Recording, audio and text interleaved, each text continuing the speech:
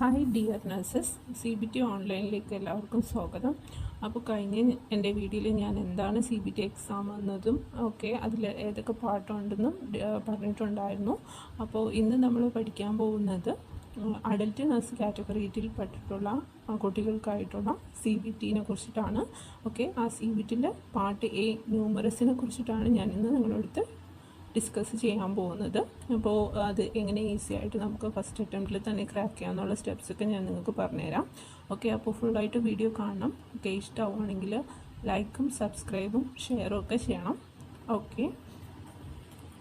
അപ്പോൾ നമ്മളിന്ന് സ്റ്റാർട്ട് ചെയ്യാൻ പോകുന്നത് അഡൽട്ട് നഴ്സസ് കാറ്റഗറിയിൽ വരുന്ന കുട്ടികൾക്കായിട്ടുള്ള CBTയുടെ പാർട്ട് A ന്യൂമറസിനെ കുറിച്ചിട്ടാണ് പറയുന്നത്. അപ്പോൾ നമ്മൾക്ക് ന്യൂമറസി പാർട്ട് Aയിൽ 15 ക്വസ്റ്റ്യനാണ് വരുന്നതെന്ന് പറഞ്ഞു. അപ്പോൾ ഈ 15 ക്വസ്റ്റ്യൻ നമുക്ക് ഒരു 6 വിധത്തിലുള്ള ക്വസ്റ്റ്യൻ നമ്മൾ പഠിച്ചു കഴിഞ്ഞാൽ ഈ 15 ക്വസ്റ്റ്യനും നമുക്ക് ഈസി ആയിട്ട് അറ്റംപ്റ്റ് ചെയ്യാവുന്നതേ ഉള്ളൂ. അപ്പോൾ നിങ്ങൾ ഒരു 6 വിധത്തിലുള്ള ക്വസ്റ്റ്യൻസ് പഠിച്ചു വെക്കുക. അപ്പോൾ നിങ്ങൾക്ക് 15 ക്വസ്റ്റ്യനും നിങ്ങൾക്ക് ഫസ്റ്റ് അറ്റംപ്റ്റിൽ തന്നെ ഫുൾ മാർക്ക് എടുക്കാവുന്നതേ ഉള്ളൂ. മനസ്സിലായോ? അപ്പോൾ നമ്മൾ ഓരോ ടൈപ്പ് ക്വസ്റ്റ്യനായിട്ട് ഡിസ്കസ് ചെയ്യാൻ പോവാണ്. ഫസ്റ്റ് ടൈപ്പ് എന്ന് പറയുന്നത് പിക്ചർ റെപ്രസെൻറ്റേഷൻ ചെയ്തുകൊണ്ട് ചോദിക്കുന്ന ക്വസ്റ്റ്യനാണ്. അതായത് ഇപ്പോൾ നമ്മൾക്ക് ഒരു പിക്ചർ അവർ തരും. ആ പിക്ചറിൻ്റെ അകത്ത് ആ പിക്ചർ എന്ന് പറയുന്നത് ഈതർ ഒരു സിറിഞ്ച് ആകാം, അല്ലെങ്കിൽ ഈ പിക്ചറിൽ തന്നിരിക്കുന്ന പോലെ ഒരു ബൗളാകാം. അപ്പോൾ സിറിഞ്ചിൻ്റെ അകത്തോ അല്ലെങ്കിൽ ഒരു ബൗളിൻ്റെ അകത്തോ അവർ കുറച്ച് ഷെയ്ഡഡ് പോർഷൻ കാണിച്ചിട്ടുണ്ടാവും. അപ്പോൾ അതിൻ്റെ അകത്ത് ഡിസ്പ്ലേ ചെയ്തിരിക്കുന്ന വോളിയം എത്രയാണെന്നാണ് നമ്മൾ കണ്ടുപിടിക്കേണ്ടുന്നത്. അപ്പോൾ ഈ തന്നിരിക്കുന്ന പിക്ചറിലെ പോലെ തന്നെ ഒരു സിറിഞ്ച് അല്ലെങ്കിൽ ഒരു ബൗളിൻ്റെ അകത്ത് അവർ ഷെയ്ഡ് മാർക്ക് കാണിച്ചിട്ടുണ്ടാകും. ആ ഷെയ്ഡ് മാർക്കാണ് നമ്മുടെ ആ സിറിഞ്ചിലുള്ള സൊല്യൂഷനായിട്ട് അവർ അസ്യൂം ചെയ്യാൻ നമ്മളോട് പറയുന്നത്. അപ്പോൾ അതിൽ എത്ര വോളിയമാണ് കാണിച്ചിരിക്കുന്നത് എന്നാണ് നമ്മൾ എഴുതേണ്ടുന്നത്. അപ്പോൾ ഫസ്റ്റ് നമുക്ക് ഈ സിറിഞ്ചിലെ പിക്ചറിൽ നോക്കാം.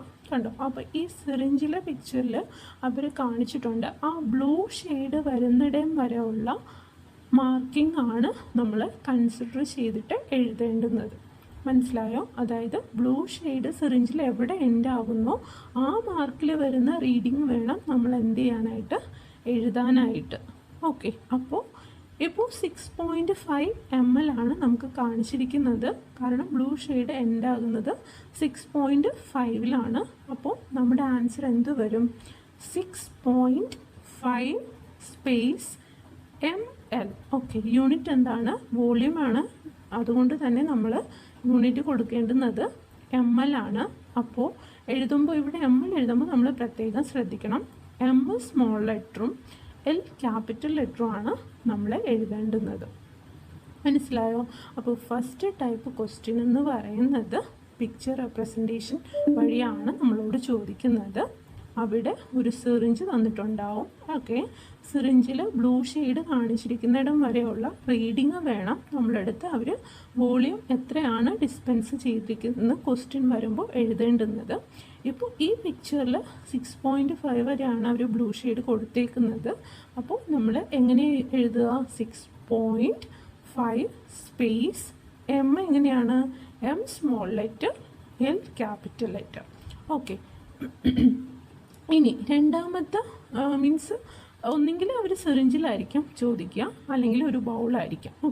ബൗളിലും നമ്മൾ ആ ഒരു ഷെയ്ഡ് ചെയ്തിരിക്കുന്നുണ്ടോ അവിടെ നമ്മൾ ലോവർ ലിമിറ്റ് വേണം നോക്കേണ്ടത്. അതായത് അപ്പറായിട്ട് നമുക്കൊരു ഷെയ്ഡ് വരുന്നുണ്ട്, അതല്ല നമ്മൾ കൺസിഡർ ചെയ്യേണ്ട. ലോവറായിട്ട് ഷെയ്ഡ് കാണിച്ചിരിക്കുന്ന ആ ഒരു മാർക്കിംഗ് വരുന്ന അവിടെയാണ് നമ്മൾ വോളിയം ഡിസ്പെൻസ് ആയിട്ട് എഴുതേണ്ടത്. അപ്പോൾ ഇവിടെ ലോവർ ലിമിറ്റിൽ ഷെയ്ഡ് കാണിച്ചിരിക്കുന്ന ഏത് വരെയാണ്? 20 ml. അപ്പോൾ നമ്മുടെ ആൻസർ എന്താ വരിക? 20 space M small letter L capital letter. മനസ്സിലാവുന്നുണ്ടോ? അപ്പോൾ ബൗളാണ് നമ്മളിവിടെ കാണിച്ചിട്ട് വോളിയം എത്ര ഡിസ്പെൻസ് ചെയ്തിട്ടുണ്ടെന്ന് ചോദിച്ചു കഴിഞ്ഞാൽ നമ്മൾ എങ്ങനെ എഴുതുക? നമ്മൾ ഇതിൻ്റെ അകത്ത് 20 ആണ് കാണിച്ചിരിക്കുന്നത് ലോവർ ലിമിറ്റിൽ. അപ്പോൾ നമ്മൾ എന്ത് എഴുതും? 20 space M small letter L capital letter. മനസ്സിലായോ? അപ്പോൾ എല്ലാ ടൈമിലും നമുക്ക് ഇതേമാതിരി യൂണിറ്റ് എഴുതണമെന്നില്ല. ചിലപ്പോൾ അവർ നമുക്ക് ആൻസർ, അതായത് ഡിജിറ്റ് എഴുതാൻ, ഇപ്പോൾ 6.5 എന്ന് എഴുതാനുള്ള സ്പേസ് മാത്രം ഇട്ടിട്ട് പുറത്ത് അവർ ML എന്ന യൂണിറ്റ് കൊടുത്തിട്ടുണ്ടാവും. അപ്പോൾ അങ്ങനെയാണെങ്കിൽ വീണ്ടും യൂണിറ്റ് റിപ്പീറ്റ് ആയിട്ട് നിങ്ങൾ എഴുതരുത്. ഓക്കെ, മനസ്സിലാവുന്നുണ്ടോ? അതായത് യൂണിറ്റ് തന്നിട്ടുണ്ട്, നമുക്ക് ആൻസർ മാത്രമാണ് എഴുതാനുള്ള സ്പേസ്, അതായത് ഡിജിറ്റ് മാത്രമാണ് എഴുതാനുള്ള സ്പേസെങ്കിൽ അവിടെ 6.5 എന്ന് മാത്രം എഴുതുക. ഓക്കെ, വീണ്ടും അവിടെ ML എന്ന് നോക്കാതെ എഴുതി വെക്കരുത്. അവർ യൂണിറ്റ് തന്നിട്ടില്ല എങ്കിൽ ഓക്കെ, നമ്മൾ എന്ത് ചെയ്തുക, 6.5 space M small letter L capital letter ഇടാം. ഓക്കെ, മനസ്സിലായോ?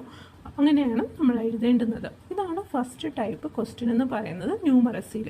ഓക്കെ, എങ്ങനെയാണ്? ഒന്നെങ്കിൽ അവർ സിറിഞ്ചിൽ ഒരു വോളിയം കാണിച്ചിട്ട് എത്രയാണ് കാണിച്ചിട്ടുള്ള ഡിസ്പെൻസ് ചെയ്തിട്ടുണ്ടെന്ന് കണ്ടുപിടിക്കാനായിട്ട് പറയും.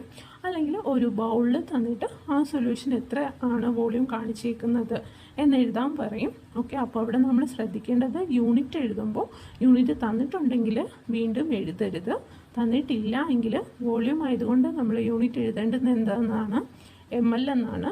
ഓക്കെ, അപ്പോൾ ML എഴുതുമ്പോൾ ശ്രദ്ധിക്കണം, M സ്മോൾ ലെറ്ററും L ക്യാപിറ്റൽ ലെറ്ററുമാണ്. ഞാനിപ്പോൾ ഈ പിക്ചർ കാണിച്ചിട്ടുണ്ടല്ലോ, അതുമാതിരി വേണം നമ്മൾ എന്ത് ചെയ്യാനായിട്ട് യൂണിറ്റ് എഴുതേണ്ടുന്നത്.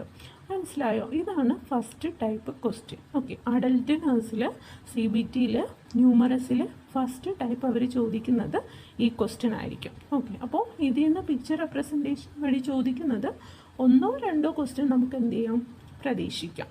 ഓക്കെ, മനസ്സിലായോ? ഇതാണ് നമ്മുടെ പിക്ചർ റെപ്രസെൻറ്റേഷൻ വഴി ചോദിക്കുന്ന CBTയിലെ ഫസ്റ്റ് ടൈപ്പ് ക്വസ്റ്റ്യൻ എന്ന് പറയുന്നത്. ഓക്കെ.